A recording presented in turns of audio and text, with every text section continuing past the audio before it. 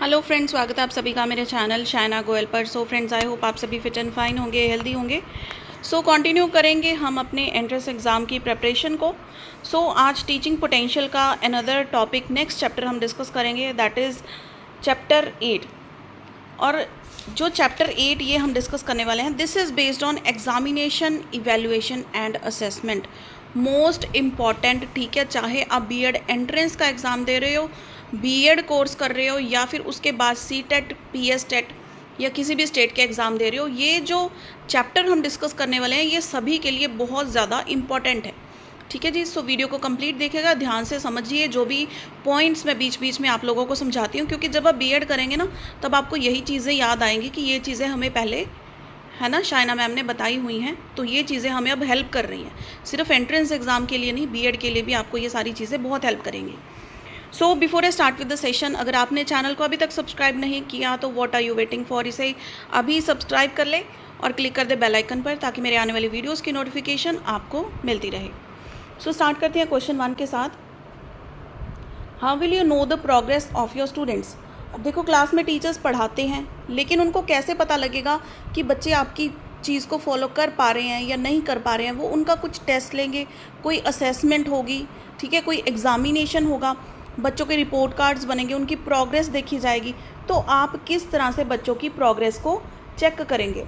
By giving examination, ठीक है, उनका टेस्ट लेकर। कोई और चीज़ इसके लिए हेल्प नहीं कर सकती, चाहे वो ओरल टेस्ट है, वो डिपेंड करता है एग्ज़ाम आप किस टाइप का लेना चाहते हैं। ठीक है, ओरल, रिटन, क्विज़, एमसीक्यूज़, जो भी टाइप्स होती हैं, वेरियस इसमें होती हैं, तो एग्ज़ाम लेकर ही बच्चों की प्रोग्रेस को जज किया जा सकता है। Why is a syllabus needed in school. Syllabus की क्यों ज़रूरत है स्कूल में? School working runs on a decided pattern. अब देखो, हर एक कोर्स करते हो, आपको कोई भी इंस्टीट्यूशन में आप जाते हो, हर चीज़ का एक गोल होता है, एक ऑब्जेक्टिव होता है। लाइक अब आपने बीएड करनी है ना, बीएड करोगी तो इसका भी एक ऑब्जेक्टिव है, एक गोल है, उसके लिए आपको एक स्पेसिफाइड सिलेबस पढ़ना पड़ेगा। अभी चलो एंट्रेंस एग्ज़ाम की बात कर लो, एंट्रेंस एग्ज़ाम की प्रिपरेशन कर रहे हो, इसका भी एक स्पेसिफाइड सिलेबस है कि इसमें से आपको कंटेंट आएगा। वरना नॉलेज तो समुंदर से भी ज़्यादा, हम कह सकते हैं कि समुद्र जितना गहरा है, जितना आप पढ़ते जाओ उतना थोड़ा है, इतना ज़्यादा कुछ है स्टडी करने को, समझने को, सीखने को। ठीक है, सो सिलेबस क्यों ज़रूरी है स्कूल के लिए? ताकि, क्योंकि स्कूल एक तो डिसाइडेड पैटर्न पर रन करता है। Control over teaching in class is possible. अब टीचर्स कॉन्सेप्ट को समझाते समझाते इतना डिटेल में चले जाएं, लेकिन वो बच्चों के लेवल का नहीं, फिर क्या यूज़ उस चीज़ का? डिफ़िकल्टी लेवल देखनी होती है, बच्चों की एज के अकॉर्डिंग उनको क्या कंटेंट पढ़ाया जाना चाहिए, सारी चीज़ें इस पे मैटर करती हैं। Teacher does everything properly after class. ठीक है, बिल्कुल सही, यानी कि सारे के सारे पॉइंट्स ये करेक्ट है। हमारी ऑप्शन डी यहाँ पे क्या बनती है? Correct answer. Next, what is kept in mind mainly while preparing a syllabus. अब सिलेबस को प्रिपेयर करते वक्त क्या चीज़ें ध्यान में रखी जानी चाहिए? Purposes of education. हम सिलेबस बना रहे हैं किसी कोर्स का, तो एजुकेशन, उसका पर्पज़ क्या है? ठीक है, सिलेबस फॉर क्लास 7 बना रहे हैं, समझ लो, तो उस क्लास का पर्पज़ क्या है? ठीक है, पहले तो एजुकेशन का मेन एम क्या है? To develop the child completely, overall personality development उसकी करनी। तो उसी अकॉर्डिंग जो है सिलेबस बनाया जाता है कि क्लास 7 के बच्चों की एज क्या होगी? करीबन 12 साल होगी, है ना, 12-13 साल की होगी। तो उस एज के बच्चे किस तरह के कॉन्सेप्ट को ग्रैस्प कर सकते हैं, यानी कि समझ सकते हैं, या फिर उनको डील कर सकते हैं, वो ही सिलेबस बनाया जाएगा। Next is question 4। Syllabus is for children not the children are for. हम कहते हैं ना कि ये जो फ़ोन है या फिर ये मीडिया है, ये चीज़ें हमारे लिए हैं, हम इनके लिए नहीं है। लेकिन आज का टाइम कुछ और हो गया, हम इन चीज़ों के गुलाम बन गया है ना। 2-2, 3-3 आवाज़ें हमारे मम्मा हमको लगाते रहते हैं, लेकिन हम फ़ोन के अंदर घुसे पड़े होते हैं, शॉर्ट्स को स्क्रॉल करते जाते हैं, और हमारा आधा घंटा कहाँ पे वेस्ट होता है हमें पता भी नहीं लगता। उसी तरह से कहा गया कि सिलेबस बच्चों के लिए है, बच्चों के लिए, बच्चे सिलेबस के लिए नहीं है। ठीक है, इसका not the children are for, syllabus वही चीज़ जो हम डिस्कस कर रहे हैं, कंप्लीट ही करना था इस लाइन को। What a teacher gains from syllabus. अब टीचर का क्या बेनिफिट है सिलेबस से? टीचर्स नो व्हाट ही और शी हैज़ टू टीच। अब टीचर के पास तो बहुत सारी नॉलेज होती है देने को, है ना। ऐसे तो नहीं कि अगर 6th क्लास को टीचर पढ़ा रहे हैं तो सिर्फ उसी क्लास को पढ़ा रहे होंगे, 7 को भी पढ़ा रहे होते हैं, वो 8th को भी पढ़ा रहे होते हैं, उनको तो बहुत कुछ आता है। लेकिन उस चीज़ को लिमिट करना, कोई बैरियर लगाने, यहाँ से आपने स्टार्ट करना है, यहाँ पे आपने एंड कर देना है, इतना कंटेंट पढ़ाना है, तो वो चीज़ टीचर को पता होती है, मैंने क्या पढ़ाना है, कितने टाइम में वो चीज़ कंप्लीट करवानी है। Who should be given examining responsibility. अब जो एग्जामिनेशन की रिस्पॉन्सिबिलिटी है ये किसके पास होनी चाहिए? बोर्ड एंड स्कूल बोथ, वरना कहीं ना कहीं तो पार्शियलिटी हो जाती है ना, तो बोर्ड के पास तो डेफिनेटली होनी चाहिए। Next is question 7। Casual examinations are useful because they properly evaluate the knowledge of a student. Next, in your opinion, should student be allowed to use any means to pass the examination? क्या लगता है आपको? बिल्कुल भी नहीं कोई तरीका अपनाया जाना चाहिए, बच्चा अपने बलबूते पर एग्जामिनेशन पास करे। आप अगर कोई ऑप्शन देना चाहते हैं तो आप स्टडी मटेरियल में दीजिए, बच्चे को रिसोर्सेज प्रोवाइड कीजिए, लेकिन निष्पक्ष होना चाहिए एग्जामिनेशन का सिस्टम। और कोई चीज़ नहीं देखी जानी चाहिए कि हम कहते हैं कि भैया उसके इतने मार्क्स आ जाएंगे, चलो वो इस जगह से बिलोंग करता है या कुछ भी लाइक दैट, ठीक है। तो वो चीज़ पार्शियलिटी बिल्कुल भी नहीं होनी चाहिए, बायस नहीं होना चाहिए। आप रिसोर्सेज प्रोवाइड करो, लेकिन दिमाग तो सभी का सेम है ना, दिमाग तो जितना बच्चे ने पढ़ा है उस अकॉर्डिंग है। सो कोई भी इसमें मीन्स नहीं देना चाहिए एग्जामिनेशन को पास करने के लिए। Can students progress B judged by only exam. क्या बच्चों की प्रोग्रेस को सिर्फ एग्ज़ाम से हम जज कर सकते हैं? बिल्कुल नहीं कर सकते। कोई बच्चे ओरल में अच्छे होते हैं, किसी को लिखने में प्रॉब्लम है तो वो ओरली आंसर कर सकते हैं। कोई बच्चे प्रैक्टिकल में बहुत ज़्यादा अच्छे होते हैं, है ना, उनको थ्योरेटिकल पोर्शन नहीं आता, लेकिन वो कहते हैं प्रैक्टिकल हमसे ज़्यादा एक्सपर्ट कोई नहीं है। सो इट मीन्स कि हम सिर्फ एग्ज़ाम के थ्रू बच्चों की प्रोग्रेस को जज नहीं कर सकते। बहुत सारे फैक्टर्स होते हैं जिनको हम देखते हैं, ठीक है। जैसे चेक बॉक्सेस होते हैं ना, रेटिंग स्केल होता है, इस पर चेक बॉक्सेस होते हैं कि क्या इस बच्चे ने रिटन में किस तरह से परफॉर्म किया, ओरल में किस तरह से परफॉर्म किया, एक्स्ट्रा एक्टिविटीज़ में किस तरह से परफॉर्म किया, इसमें है टिक है, क्रॉस है, टिक है, बहुत सारी चीज़ें होती हैं ऐसी। आगे बीएड में डिटेल में पढ़ने वाले हो ये सारी चीज़ें। नेक्स्ट सिस्टम इन्वॉल्व्स, हमने पिछली वीडियो में भी करा था ये। System involves steps. What is the weakest link in our system of education. हमारे एजुकेशन सिस्टम का सबसे वीकेस्ट लिंक क्या है? Examination system. हम कहते हैं कि बच्चों की ओवरऑल डेवलपमेंट हो, वेरियस फैक्टर से उनको जज किया जाए, लेकिन मेन आज भी क्या है? रिटन एग्जामिनेशन ही मेन है। In an exam teacher should keep roaming in lens. क्योंकि बच्चे इधर उधर बहुत एक्सपर्ट होते हैं ताक झाँक करने में, है ना, आंसर शीट्स तक फॉरवर्ड हो जाती हैं, तो टीचर्स को बैठ के अपना फ़ोन नहीं देखना चाहिए या फिर बैठे नहीं रहना चाहिए।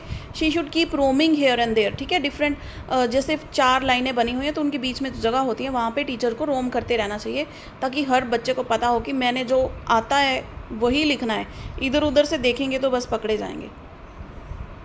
If you are male teacher and a girl is suspected of having slips in the exam, what should be done.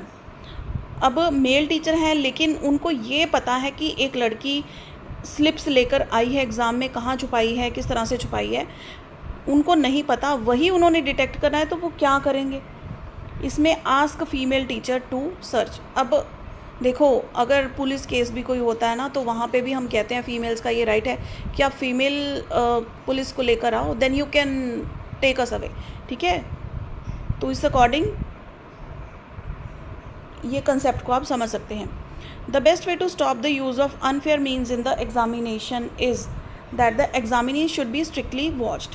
अब जो एग्जामिनीज हैं वो भी थोड़ी लीनियंसी हो सकती है, पार्शियलिटी हो सकती है। जो बच्चे हमारे पास ट्यूशन पे आते हैं, है ना, हम उनको अच्छे मार्क्स दे देंगे, दूसरों को कम देंगे। तो हर तरह की चीज़ पर एक चेक होना चाहिए। हम कहते हैं सिस्टम को भी चेक करने के लिए कोई और सिस्टम होना चाहिए। How to check copying in exams. अब एग्ज़ाम्स में जो बच्चे एक दूसरे को देख के कॉपी कर लेते हैं, उस चीज़ को किस तरह से चेक होना चाहिए? By evaluating the papers on the basis of objective based question paper. अब ऑब्जेक्टिव, जैसे आपका ये पेपर है, 4 ऑप्शंस होंगी, एक ही टिक करनी है, तो बच्चों की जितनी ज़्यादा डीप नॉलेज होगी वही ऑब्जेक्टिव पेपर को अटैम्प्ट कर पाएगा, वरना रट्टा मारा हुआ लिखने को तो लंबी लंबी कहानियाँ कोई भी लिख देगा। Next 16th question. A student is caught copying when you were on invigilating duty. तो आप क्या करेंगे, बच्चा एक चीटिंग करता हुआ पकड़ा गया। Carry out the orders of the school principal, जो वहाँ का रूल एंड रेगुलेशंस है उस चीज़ को फॉलो करेंगे। The basic requirement for feedback is, feedback क्या होता है? सबसे पहले अगर कोई चीज़ पढ़ा रहे हैं, लाइक मैं आपको ये कॉन्सेप्ट्स, ये वीडियोस मैं आप लोगों के लिए कंडक्ट कर रही हूँ, है ना, तो मैं आपसे फीडबैक लूँ कि बच्चों आपको ये कैसी लग रही है, कहीं पे आपको प्रॉब्लम है, वो फीडबैक से मुझे पता लगेगा कि मैंने कैसे पढ़ाया है। जैसे आप लोगों के जो कमेंट्स आते हैं वो मेरे लिए क्या है, फीडबैक है क्लासेस के रिलेटेड, ठीक है। जो क्वेरीज हैं अदर देन दिस वो चीज़ें और हैं, लेकिन क्लास के रिलेटेड जो आपका फीडबैक है वो मुझे बताता है कि टीचिंग कैसी हुई है, टीचिंग में अगर कोई डाउट्स रहे हैं तो उसको मैं नेक्स्ट क्लास में क्लियर कर दूँ, ठीक है। तो इसलिए फीडबैक सबसे पहले तो ज़रूरी है। अब इसकी बेसिक रिक्वायरमेंट क्या है? Evaluating outcomes in terms of objective. जो ऑब्जेक्टिव है कि मैंने आपको ये कंसेप्ट सारा समझाना है, मेरा ये ऑब्जेक्टिव फुलफिल हुआ या नहीं हुआ, ये हमें फीडबैक से पता लगता है। Pass percentage of pupils depend on effective teaching. अगर इफ़ेक्टिव टीचिंग होगी तो इफ़ेक्टिव लर्निंग भी होगी, नेचुरली तो इफ़ेक्टिव मार्क्स भी आ जाएंगे बच्चों के, ठीक है जी। नेक्स्ट देखते हैं हम question number 19। The main cause of decline of results is. अब बच्चों के जो रिजल्ट्स आते हैं वो कम रह जाते हैं क्योंकि इम्प्रॉपर टीचर प्यूपिल रेशो। अब देखो जो NEP कहती है 30 बच्चों पर एक टीचर, 30:1 की रेशो होनी चाहिए। अगर 30 से ज़्यादा बच्चे एक क्लास में हैं तो उसकी रेशो 36 है सपोज़, फिर भी 36:2 की रेशो हो। अगर क्लास में 30 बच्चे हैं ना, 30 बच्चों को एक टीचर देख सकते हैं, लेकिन अगर बच्चे उसमें उससे ज़्यादा हैं तो 2 टीचर्स क्लास में होनी चाहिए। अब इतने सारे बच्चे एक क्लास में एक ही टीचर कैसे हैंडल करेंगे? बहुत से स्कूल्स ऐसे हैं अभी भी जो इस चीज़ को फॉलो नहीं करते हैं। 50-50 बच्चे हैं ना एक क्लास में और एक ही टीचर है। कितने सेक्शंस को वो देखते हैं, एक एक बच्चे को पर्सनली क्या वो उनकी प्रॉब्लम्स को रिजॉल्व कर पाएंगे? नहीं कर पाएंगे, ठीक है। सो इम्प्रॉपर टीचर प्यूपिल रेशो इसका कारण है। If a student secures 2 marks less than the pass marks, what should be done? अगर 2 नंबर ही कमाया बच्चे के, ठीक है, तो आप क्या करेंगे? Give 2 marks, again check the paper, deduct 2 more marks, या फिर प्रेजेंट इट एज सच। तो आप क्या करेंगे? ऑप्शन बी इसमें सही रहेगा कि आप पेपर को दोबारा चेक करने की कोशिश करेंगे कि अगर आपने कहीं से थोड़ी सी स्ट्रिक्ट मार्किंग की है वहाँ से आप लूज मार्किंग कर दें। ये नहीं है कि गलत आंसर को सही बना दें, this is not being honest towards your profession, ठीक है। तो जहाँ पे लीनियंसी दिखाई है, स्ट्रिक्टनेस दिखाई है, वहाँ से थोड़े आधा नंबर करके आप बढ़ा सकते हैं। कहीं पे आपने स्ट्रिक्टली मार्क्स काट दिए है ना, राइटिंग के लिए काट दिए, तो वहाँ पे आप थोड़ा सा ये चीज़ को लूप होल्स होते हैं जो आप दे सकते हैं बच्चे को ताकि वो पास हो सके। इवैल्यूएशन शुड बी, इवैल्यूएशन किस तरह की होनी चाहिए? ऑब्जेक्टिव सबसे बेस्ट होती है, ठीक है। Bad handwriting answer sheet should be read carefully to do justice. अब किसी बच्चे की राइटिंग अच्छी नहीं हो सकती लेकिन वो ओरल में अच्छा हो सकता है। हर बच्चा हर आस्पेक्ट में परफेक्ट नहीं हो सकता, ठीक है। तो उसकी आंसर शीट को ध्यान से पढ़ा जाना चाहिए। कई बच्चे थोड़े चालाक भी होते हैं ना, कुछ उल्टा पुल्टा लिखना है तो गंदी हैंडराइटिंग में लिख देंगे कि टीचर ऐसे ही लेंथ देखकर चेक कर देंगे। तो दोनों चीज़ें हैं, बच्चा सही भी हो सकता है गलत भी हो सकता है। इसका सोल्यूशन रही है कि ध्यान से रीड करो उसकी आंसर शीट को। Next is 23 question number, what should be the criteria for assessment of student performance. क्या होना चाहिए क्राइटेरिया इसका? Problem solving ability, factual knowledge, understanding of concepts. अब ये तीनों के तीनों ही इम्पॉर्टेंट हैं। बच्चे की असेसमेंट अगर आपने लगानी है तो क्या चेक करेंगे स्टूडेंट की परफॉर्मेंस? प्रॉब्लम सॉल्विंग में कैसी है, यानी कि मैथ का फॉर एग्जांपल, सिर्फ मैथ नहीं कोई भी सिचुएशन हो सकती है। मैं मैथ की एग्जांपल ले रही हूँ, मैथ का आपको रैंडमली कोई क्वेश्चन दे दिया, बच्चा कितने तरीके से उसको सॉल्व कर पा रहा है। फैक्चुअल नॉलेज यानी कि फैक्ट्स के बारे में आपको कितनी नॉलेज है। ऐसे तो नहीं कि रट्टा मार के आप आ गए और जो चीज़ बुक में है वही पूछ ली तो बता दिया, बाहर से कुछ पूछ लिया तो आता ही कुछ नहीं, है ना। अंडरस्टैंडिंग ऑफ कॉन्सेप्ट्स, तो ऑल ऑफ द अबव हमारा यहाँ पे करेक्ट आंसर होगा। What should be the criteria for evaluation of teacher performance. अब टीचर्स को भी तो इवैल्यूएट करना पड़ेगा ताकि वो अपनी परफॉर्मेंस को और इम्प्रूव कर पाएँ। That should be comprehensive view of teaching during whole session. अब होता है ना, टीचर्स टीच करते हैं तो पीछे प्रिंसिपल वाइस प्रिंसिपल वो बैठ जाते हैं टीचर के सेशन को डेमोन्स्ट्रेट करने के लिए। So this is the perfect way. Which of the testing technique is best for comprehensive testing of students. Comprehensive testing मतलब ओवरऑल हर तरीके से बच्चों को टेस्ट करने के लिए कौन सी टेक्निक सबसे बेटर है। देखिए वो कॉम्बिनेशन ऑफ ऑल ही होगी। अगर बच्चे को ओवरऑल हम चेक करना चाहते हैं तो सारी टेक्निक्स यूज़ होनी चाहिए। बच्चे को पर्सनल इंटरव्यू करो, उसका रिटन टेस्ट लो, ठीक है, प्रैक्टिस सेशंस देखो उसके कैसे हैं। Next is 26, internal assessment is not justified. अब जो इंटरनल असेसमेंट हम सभी को पता है, हम सिफारिश लगा देते कि ये चीज़ कर दो, है ना, हम आप ही के ट्यूशन पे आते हैं या फिर आपके फेवरेट स्टूडेंट हैं या फिर वैसे ही कोई ना कोई इमोशनल अत्याचार कर देते हैं बच्चे, तो इंटरनल असेसमेंट तो चली जाती है। इट हेल्प्स टीचर्स फेवरेट्स, वही चीज़ें सारी हैं, तो ऑल ऑफ द अबव इसका आंसर आएगा, क्योंकि वो चीज़ें कॉलेज के स्कूल के खुद के हाथ में है, लेकिन नंबर असली वो बताते हैं जो बाहर से आते हैं, है ना। Why internal assessment system has proved to be a failure in our country, क्योंकि पार्शियलिटी होती है, नॉन सीरियसनेस होती है टीचर्स की, है ना, और लैक ऑफ यूनिफॉर्मिटी है, नॉन सीरियसनेस ऑफ स्टूडेंट्स। क्या ऑप्शन आएगी? देखो सारी सही सी लग रही हैं, लेकिन हमने बिल्कुल जो एक्यूरेट है वो चूज़ करनी है। Non seriousness of the student, अकेली पार्शियलिटी नहीं है, नॉन सीरियसनेस ऑफ टीचर्स, इसमें क्या आ जाएगा? पार्शियलिटी खुद ब खुद इसमें आ जाएगी। The score of internal assessment of students should be based on, किस पर बेस्ड होनी चाहिए? Periodic test by the school, classroom attendance, decent behaviour. अब अगर ये फैक्टर्स हमने डिसाइड कर दिए ना तो बिल्कुल फेयर डिसीजन होगा। ऑल द फैक्टर्स हमारा करेक्ट आंसर है। Internal assessment is desirable because, internal assessment अब डिज़ायरेबल क्यों है? Because it keeps a track of students performance. ऐसे नहीं है कि सिर्फ एंड में जो एग्ज़ाम होगा वही आपकी परफॉर्मेंस को बताएगा। हमारी जो एजुकेशन पॉलिसी है वो क्या कहते हैं कि बच्चों की परफॉर्मेंस हर दिन, हर हफ्ते, हर महीने होनी चाहिए, ठीक है। वो हो सकता है आपका ओरल टेस्ट हो, क्विक क्वेश्चनिंग हो क्लास में, रैंडम क्वेश्चनिंग हो, क्विज हो, लेकिन स्टूडेंट्स की परफॉर्मेंस, उनके जो टेस्ट हैं उनको परफॉर्मेंस को जज करने का वे आउट वो होना चाहिए रेगुलर इंटरवल्स पे। Who is your correct opinion, who in your correct opinion should hold the internal examination, कौन कंडक्ट करे? द कंसर्न्ड टीचर्स, जो टीचर्स कंसर्न्ड हैं वही तो इस चीज़ को प्रॉपर से कंडक्ट कर पाएंगे। The marks of internal assessment scored by the students should be based on all the above factors, क्योंकि देखो क्लासरूम टेस्ट पे, अटेंडेंस पे, गुड बिहेवियर, हम ये तीनों चीज़ें पीछे डिस्कस कर चुके हैं।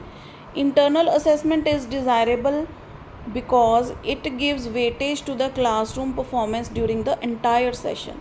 अब पढ़ाते रह जाएं टीचर्स और जो एग्ज़ाम ले जाए या फिर सारे मार्क्स दे जाए वो है बाहर के जो बोर्ड हैं, ऐसा तो नहीं होना चाहिए ना। कुछ हक तो टीचर्स को भी मिलना चाहिए कि हमने जो क्लास में पढ़ाया हम भी तो इवैल्यूएट कर पाएँ बच्चों को। सो वेटेज उसकी भी होनी चाहिए, क्लासरूम परफॉर्मेंस की। By which method correct assessment of students is possible. Correct assessment किस तरह से हो सकती है बच्चों की? By assessing once a year, एक साल में एक बारी असेस करके क्या हम उस चीज़ को देख सकते हैं? मैंने आपको क्या पॉइंट बताया? Time to time every year, time to time में हफ्ता, महीना, ये सब कुछ आ जाता है। क्वार्टरली एग्ज़ाम्स होते हैं, FA होते हैं, फॉर्मेटिव असेसमेंट, 20 नंबर के पेपर होते हैं बच्चों के, फिर होता है बड़ा जो 100 नंबर का या 60 नंबर का पेपर होता है, ठीक है। Division of grade system will be successful if students are examined through common selection objective test. Next question 35, evaluation should be both summative and formative. जो मैंने आपको बताया ना, एक चीज़ ध्यान में रखो, 2 तरह के पेपर होते हैं स्कूल्स में, FA, SA, ठीक है। Formative assessment, summative assessment. Formative होते हैं छोटे छोटे पेपर जिसमें 2-2 चैप्टर्स आते हैं हर सब्जेक्ट के, ये होते हैं तकरीबन 20-20 नंबर के जनरली। और जो समेटिव असेसमेंट होते हैं ये होते हैं 60-60 नंबर के या 80-80 नंबर के होते हैं, और 20 की इनकी होती है इंटरनल असेसमेंट, या फिर हम कह सकते हैं ये जो FA के मार्क्स इसमें जुड़ते हैं, ठीक है। अब FA साल में 4 होते हैं, ऐसे होते हैं 2, 6 महीने बाद एक ऐसे होता है। समझ में आ गया सिस्टम इसका? तो ये जो है ना आपका 20-20 नंबर के 2 हो सकते हैं या फिर 10-10 नंबर के 2 हो सकते हैं, उसी अकॉर्डिंग फिर एस्से के मार्क्स हो जाएंगे, क्योंकि फाइनली इन दोनों का टोटल करके हमको 100 करना है। 1 एस्से प्लस 2 FA इक्वल टू 100। ठीक है, समझ में आ गया ये सिस्टम। बाकी डिटेल में बीएड करोगे ना तब समझ में आएगा, तब पढ़ोगे मेरी क्लासेस से, तब सारी चीज़ें क्लियर हो जाएंगी। Annual system of examination truly test the students ability, क्या ये बिल्कुल सही है या फिर क्या ओपिनियन है, इसके रिलेटेड हम कोई ओपिनियन नहीं दे सकते। A sound examination system should test knowledge, skills, attitudes. KSA ये एक बहुत ही बढ़िया चीज़ है कि बच्चे को अगर आप डेवलप करना चाहते हो तो 3 चीज़ें आप में होनी चाहिए। वैसे भी अगर आप लाइफ में सक्सेसफुल होना चाहते हो ना, 3 चीज़ें आप में होनी चाहिए। एक तो नॉलेज, उस नॉलेज को प्रेजेंट करने का, ठीक है, हुनर होना चाहिए, एंड एटीट्यूड पॉजिटिव होना चाहिए आपका। ऐसे नहीं कि बहुत आप प्राउड में घूम रहे हो कि भैया मेरे को ही आती है, इस तरह घूमो कि मेरे को आती है, मेरे को ही आती है, इस तरह से मत घूमो आप। ठीक है, तो वो एटीट्यूड पॉजिटिव होना चाहिए। ये चीज़ें सक्सेसफुल होने का मंत्र है। Next 38 question, the technique use for assessing students ability to apply learned knowledge and skills is project work. बच्चों को प्रोजेक्ट दिया जाता है, बच्चे खुद से करते हैं वो चीज़ें सारी प्रोजेक्ट कंप्लीट करने के लिए। Then school examination conducted these days mainly test. जो स्कूल एग्जामिनेशन कंडक्ट होते हैं वो क्या चीज़ों को टेस्ट करते हैं जनरली? बच्चों की मेमोरी, क्योंकि रिटन एग्जाम्स होते हैं, कितना बच्चे मेमोराइज कर सकते हैं, याद कर सकते हैं उन चीज़ों को, वही चीज़ों की टेस्टिंग होती है। Main difference between examination and evaluation is examination measures academic achievement while evaluation measures overall personality development. अब एग्ज़ाम क्या है? ये रिटन एग्ज़ाम है। इवैल्यूएशन क्या है? जो पूरा साल बच्चे ने किया है, उसकी अटेंडेंस प्लस उसका बिहेवियर प्लस उसकी एक्स्ट्रा करिकुलर एक्टिविटीज़ में पार्टिसिपेशन, हर चीज़ के मार्क्स इसमें लगते हैं। ये जो एग्ज़ामिनेशन है ना, ये बेसिकली इवैल्यूएशन इसी का होता है। So option C. Next is teacher should give marks for, teacher किस चीज़ के मार्क्स दे बच्चों को? एकेडमिक परफॉर्मेंस के, क्लास बिहेवियर, सारा कुछ ये है, तो ऑप्शन डी आ गई इसकी। Examination should be conducted for additional income, punishing peoples, feedback. बिल्कुल हमने पॉजिटिव आंसर को चूज़ करना है, दैट इज़ फीडबैक के लिए। Education of students depends upon, किसके ऊपर डिपेंड करता है? ये है ऑल ऑफ दीज। सिर्फ टीचर्स रिस्पॉन्सिबल नहीं है। अगर पेरेंट्स सोचेंगे हमने बच्चे को स्कूल में भेज दिया, बस पढ़ के आ जाएगा, और उसको देखेंगे नहीं, उसको मोटिवेट तो करना है ना, बैठ के थोड़ा होमवर्क वगैरह तो देखना है ना उसका, क्या करवाया टीचर्स ने, क्या नहीं करवाया। Society is also responsible. अगर सोसाइटी आपकी वेल एजुकेटेड है या फिर एजुकेशन को सपोर्ट करती है, तभी आपका पढ़ाई में और इंटरेस्ट बन पाएगा। जैसा वातावरण होगा वैसे ही आप और ढल जाएंगे। So D option is correct here. Next, as a teacher, I take it as my duty to be fair and impartial to all my students in evaluating their answer books। ठीक है, कोई पार्शियलिटी नहीं होगी। 200 की अगर पत्ती बीच में रखी हुई है तो भी वो किसी काम की नहीं है, क्योंकि टीचर ने बिल्कुल फेयर इवैल्यूएशन करनी है, पेपर चेक फेयर करना है। If a student misbehaves in the examination, as a teacher आप क्या करेंगे? अगर बच्चा मिसबिहेव कर रहा है, I shall not harm him in his examination award. ठीक है, तो एग्जामिनेशन में अगर वो मिसबिहेव कर रहा है तो उसका लॉस नहीं करेंगे, उसके पेपर में उसके मार्क्स कम करके या फिर कुछ भी इस तरह का करके। ठीक है जी, नेक्स्ट देखिए, teacher should be liberal in giving marks. Teacher को लिबरल होना चाहिए मार्क्स देने के लिए? बिल्कुल नहीं, बिल्कुल सही तरीके से मार्क्स होने चाहिए। जहाँ से नेगेटिव मार्किंग है वहाँ पे करनी चाहिए। ठीक है, लीनियंट मार्किंग नहीं करनी चाहिए, तभी तो बच्चे थोड़ा और अच्छे मार्क्स लेने की कोशिश करेंगे और एफर्ट्स लगाएंगे खुद के। Teacher should follow strictly the criteria of formal examination. जो फॉर्मल एग्जामिनेशन का क्राइटेरिया है, क्या टीचर को स्ट्रिक्टली वही फॉलो करना चाहिए? पार्शली ट्रू है, क्योंकि वही स्ट्रिक्टली फॉलो नहीं करना चाहिए, वो भी फॉलो करना चाहिए, अदर क्राइटेरिया भी अपनाना चाहिए। Teacher should tell the progress of his student through cumulative reports. Next, while preparing questions for higher classes, teacher should emphasise on. अब देखो हायर क्लासेस के लिए अगर प्रिपेयर करना है तो रिफ्लेक्टिव क्वेश्चंस पे उनको फोकस करना चाहिए हायर क्लासेस के लिए। So now the last question of this session, if a student does not perform good in examination, तो टीचर को क्या करना चाहिए? Find out the reason and solve it. ठीक है, detect the reason and find the, उनको remedy देनी उस चीज़ के लिए, रेमेडियल मेजर्स अपनाने। सो फ्रेंड्स, यहाँ पे हमारे ये 50 जो इंपॉर्टेंट क्वेश्चंस हैं इस चीज़ के, ये कंप्लीट होते हैं। सो आई होप आपको ये सेशन इंटरेस्टिंग भी लगा होगा और इम्पॉर्टेंट भी बहुत ज़्यादा है ये। सो प्लीज़ इसे लाइक एंड शेयर ज़रूर कीजिएगा। So friends, see you in the next video. Till then keep watching.